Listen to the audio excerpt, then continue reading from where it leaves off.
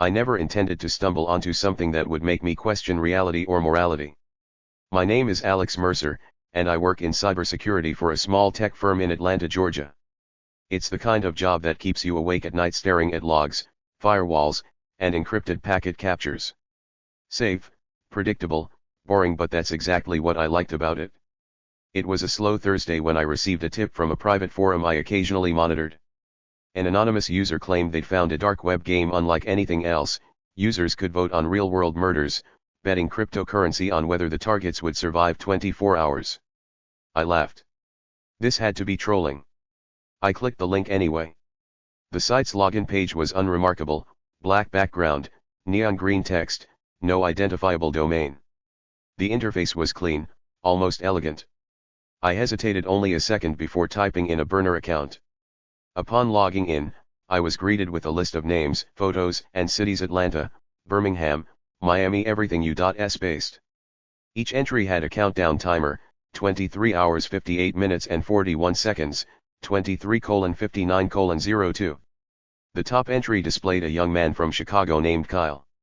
Bets were already rolling in, values in Bitcoin, Ethereum, and Monero, with odds fluctuating like a stock ticker. I thought I was hallucinating.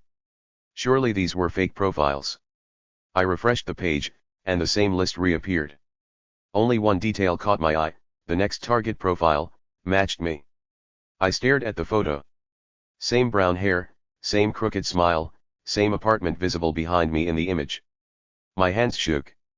I had never uploaded this photo anywhere online, not in social media, not in my company's internal records. And yet here it was, labeled. Target, Alex Mercer, Atlanta, Georgia, deadline, 23 hours and 59 minutes. The countdown clock ticked relentlessly. My pulse synchronized with it. I felt trapped. I closed the laptop, tried to convince myself it was a sophisticated phishing scam. But the more I rationalized, the more I noticed small details aligning with reality. The website displayed my current IP location, the apartment layout in the background matched exactly, even the type of coffee mug on my desk. I didn't sleep that night. Every sound outside: the neighbor's dog barking, the hum of traffic, made me jump. I tried disconnecting my devices, switching off Wi-Fi, even burying my laptop under books. Nothing worked. The page kept updating on my phone, the countdown continuing, the odds fluctuating. I realized this wasn't just online. Someone had compiled my daily habits: when I leave for work, when I make coffee, even when I shower. They knew me intimately. I began thinking like an attacker: hidden cameras, GPS trackers, my apartment security system. Everything. I tore through the place, checking vents, light fixtures, smoke detectors. Nothing obvious. Yet the feeling remained: I was being watched, recorded, and timed. Over the next few hours, messages began appearing on my burner email. Short, ominous phrases: you have been noticed. Don't try to leave. They are already inside. At first I thought spam filters were glitching, but when I opened the last one, my own handwriting stared back at me in the email body, digitally scanned and posted as an image. Panic settled in. I grabbed a backpack, stuffed my laptop, charger, and some cash, and left my apartment. Every street seemed under surveillance. Cars idled in empty intersections, lights flickered strangely, shadows lingered just beyond street lamps.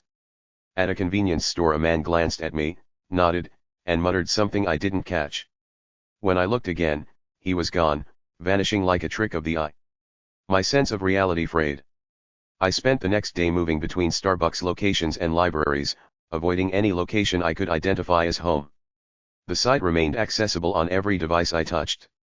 Each time I logged in, the countdown on my profile reset to exactly 24 hours, as if the timer was synced with my heartbeat. I tried contacting law enforcement, but as I explained it, they assumed I was being paranoid. The FBI tip line told me they didn't handle internet-based scams unless a direct crime had been committed. Even my colleagues at work looked at me like I'd lost my mind.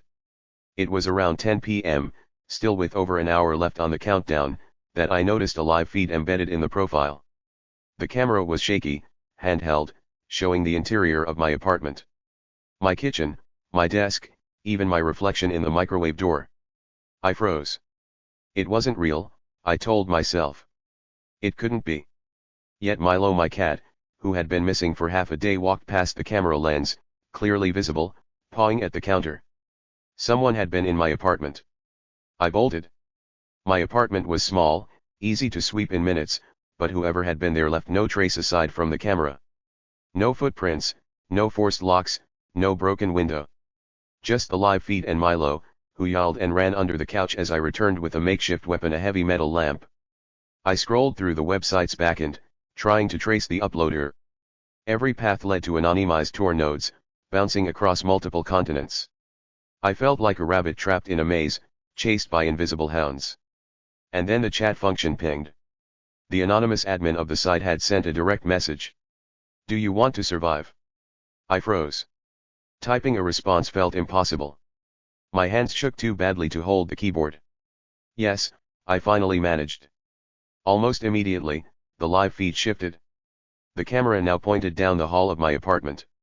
A shadow moved just past the bedroom doorway. My pulse exploded in my ears. I realized with chilling clarity, the countdown wasn't just digital. It was real. I barricaded myself in my bathroom, shoving the heavy cabinet against the door. Milo hissed from under the sink. The lights flickered violently. Then a new message appeared. "Step out. Or it ends at 23:59. I had 10 minutes. I gripped the metal cabinet like a lifeline, breathing shallow, listening to every creak of the floorboards outside the bathroom door. Milo's ears twitched. The cat had been calmer all evening, but now he hissed and flattened against the wall. The countdown on my phone's browser ticked down mercilessly, 23:52, 23:51. The apartment felt alive, sinister, like it had absorbed some malicious consciousness. Every device I'd touched since the first message, the laptop, phone, smart speaker I'd left plugged in, blinked as though watching me. The fluorescent light above my head flickered again and again, making shadows dart across the walls, shapes that weren't mine. Then the messages stopped. Silence. Too perfect. My pulse throbbed. I eased the cabinet aside, crept to the bathroom door, and peered into the hallway. Nothing. The apartment seemed ordinary. The hallway light worked. No one waited. No evidence of forced entry. Just the faint smell of the cat litter, stale coffee, and a lingering metallic tang in the air. I knew better. I had been lured here before, and the site had predicted my every move. Whoever or whatever ran it didn't need to break in. They had already been inside me, monitoring, predicting, guiding. I grabbed my keys, wallet, laptop, and backpack and bolted down the stairwell. At the lobby door, I paused. The security camera blinked. The motion sensors didn't register me, but the blinking red light seemed to pulse like a heartbeat. I slipped past, out into the night. The streets were mostly empty, and fog rolled off the nearby Chattahoochee River, thickening the air, muffling sounds. I kept moving, weaving through back alleys, glancing at my phone. The website still refreshed on every device I touched. Each time, the timer restarted at 24 hours, mocking me.